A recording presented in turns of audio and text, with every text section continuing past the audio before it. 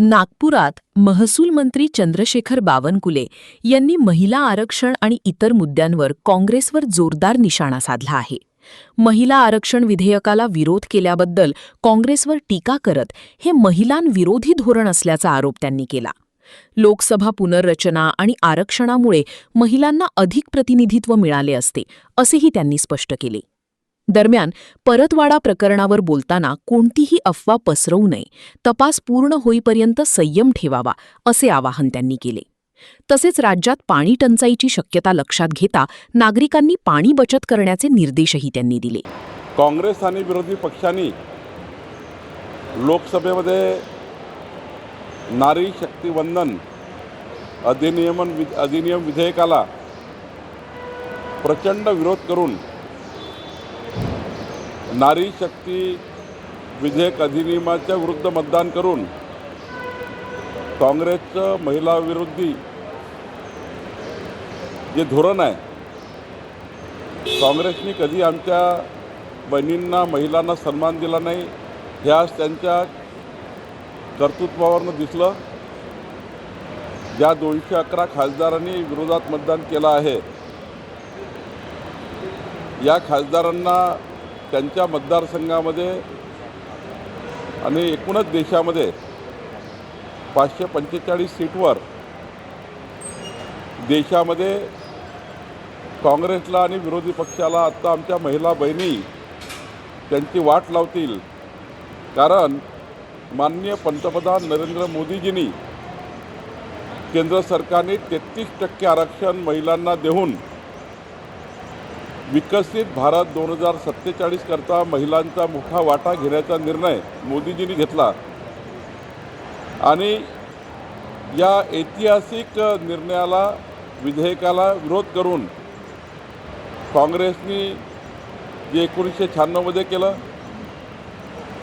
देवेगौडा सरकार असताना, नंतरच्या काळामध्ये काँग्रेसनी जे अटलजीच्या काळामध्ये विरोध केला, 4 वेळा अटलजीच्या कार्यकाळामध्ये विरोध केला.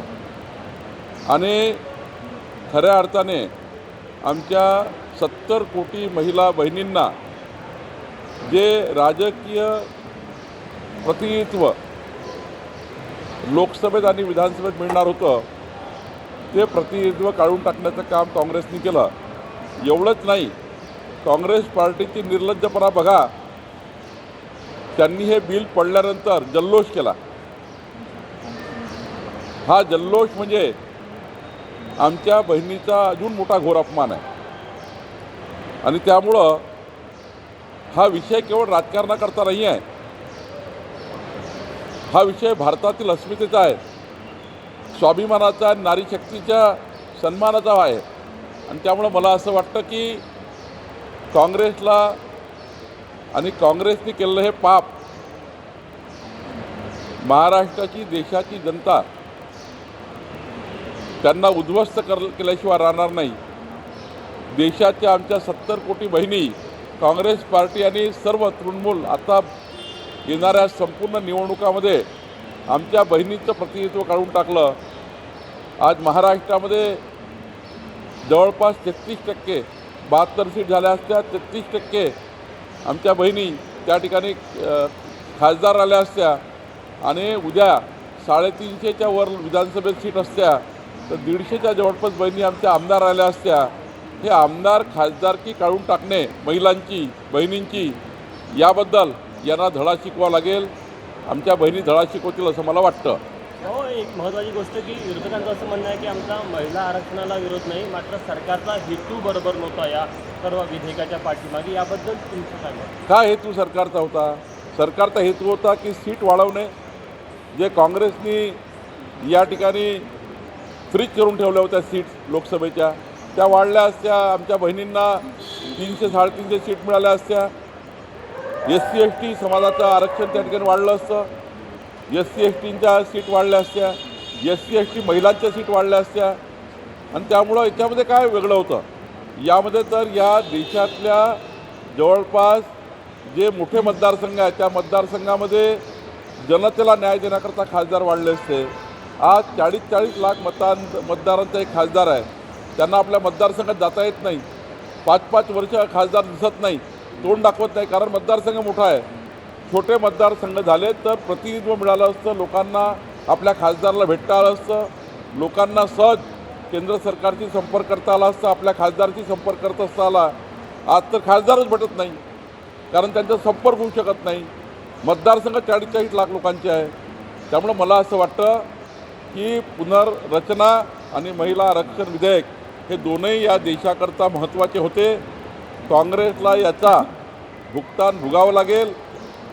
या देशात ज्यांनी ज्यांनी विरोधात मतदान केलं 211 खासदारांनी, त्यांच्या मतदारसंघामध्ये त्यांनी केलेलं पाप हे तिथल्या महिला या ठिकाणी ते यांचं पाप या ठिकाणी नाश करेल, या पापाचा, आणि त्यांना उद्ध्वस्त करेल असं मला वाटतं. काही असं म्हणलं होतं की ओबीसी समाज किंवा ओबीसी महिलांना देखील अन्याय झाला असता या. मी आपल्याला सांगतो, ओबीसीचं प्रतिनिधित्व वाढलं असतं, SC STचं वाढलं असतं, या ठिकाणी सर्वच प्रतिनिधित्व वाढलं असतं. खोटारडेपणा केला आहे, आणि जे मतदान त्यांनी केलं आहे हे मतदान लोकशाही विरोधी आहे, आमच्या बहिणीच्या विरुद्ध आहे. या मतदानातनं त्यांना आजपासनं आमच्या बहिणी त्यांच्या मतदारसंघात त्यांना या ठिकाणी उद्ध्वस्त केल्याशिवाय राहणार नाही. त्या खासदारांना कधीच त्या ठिकाणी निवडणुका जिंकता येणार नाही. आमच्या बहिणींचा अपमान त्यांनी केला, नारी शक्तीचा अपमान केला. या देशाच्या संविधानाला या ठिकाणी ज्या पद्धतीनं मजबूत करण्याची आमच्या बहिणीची भूमिका राहिली असती, तर त्या बहिणीची भूमिका या ठिकाणी यांनी काढून टाकली. यांना आता बोलण्याचा अधिकार नाही. जनता आता त्यांच्या मतदारसंघात झळा शिकवेल. महिला आरक्षणावरून जे आहे शिवसेनेमध्ये जी फूट दिसत आहे, प्रियंका चतुर्वेदी जी त्यांनी या संपूर्ण याला जे आहे ते विरोध केलेला आहे, टीका जी आहे ते स्वतःच्या पक्षावर उद्धव ठाकरे करतात. तेच सांगतो आहे की महिला विरोधी धोरण घेणाऱ्या सर्व लोकांना देशाची, महाराष्ट्राची जनता उद्ध्वस्त करेल. तुम्ही आज परतवाड्याला चाललेला आहे, तिथं बैठक घेणारा पोलीस विभागाची अशी देखील माहिती समोर येत आहे की अयांचा कुणीतरी लवगुरू होता आणि तो सगळ्या टिप्स त्या अयांना देत होता. काय नेमकी तुमच्याकडे माहिती आहे? मी अमरावतीला SP सोबत संपूर्ण जो त्या ठिकाणी या घटनेचा, या कृत्याचा काय काय तपास झाला याच्या माझे रोज चर्चा सुरू आहे. पालकमंत्री म्हणून या घटनेला मी रोज बघतो आहे. यामध्ये अजून काही जे आम्हाला कडक कारवाई करायची आहे, अजून त्या ठिकाणी फॉरेन्सिक त्या ठिकाणी रिपोर्ट्स यायचे आहे. 7 मोबाईल जप्त झालेले आहे. अनेक गुन्हेगार हाती लागलेले आहेत. त्यामुळं याची जे व्याप्ती लक्षात घेता ॲडव्हान्स प्रणाली वापरून किंवा देशामध्ये वेगवेगळ्या पद्धतीच्या ज्या या ठिकाणी खोजबीन करणाऱ्या डिजिटल माध्यमाच्या माध्यमातून जे काही या ठिकाणी फॉरेन्सिक लॅबॉरेटरी वगैरे आहे, याचा लवकरात लवकर रिपोर्ट मिळाला पाहिजे. पोलीस यंत्रणा जी आमची काम करते आहेत, अजून त्यांना काही त्या ठिकाणी चौकशीमध्ये काही अजून त्या ठिकाणी गोष्टी लागतील का, किंवा सरकार म्हणून काही त्या ठिकाणी मदत लागतं का.